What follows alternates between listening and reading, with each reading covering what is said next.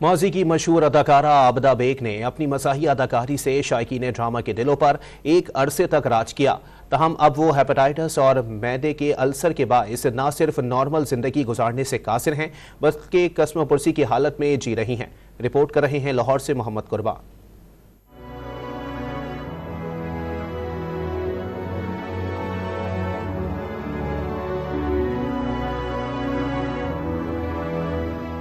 بے بسی کی تصویر بنی یہ ہیں اداکارہ عابدہ بیگ، جنہوں نے 3 دہائیوں سے زائد عرصہ تک اپنی مزاحیہ اداکاری سے اتنی شہرت حاصل کی کہ ہر شخص ان کو سٹیج پر دیکھنا چاہتا تھا۔ سی اور معدے کے السر کے حملے نے سب کچھ ہی بدل دیا۔ گھر میں غربت نے ڈیرے ڈالے تو ساتھی فنکاروں نے بھی منہ موڑ لیا۔ حالت یہ ہے کہ اب دوا کے پیسے پورے کرنا بھی مشکل ہو گیا ہے۔ میں تو کام کرتی ہوں تو میرا گھر چلتا ہے، میرا اپنا نظام چلتا ہے، میں کسی سے مانگتی نہیں ہوں۔ میری ہیلپ یہ کریں کہ میں اپنا علاج کرواؤں، میں اپنا صحیح طریقے سے ٹھیک ہو جاؤں۔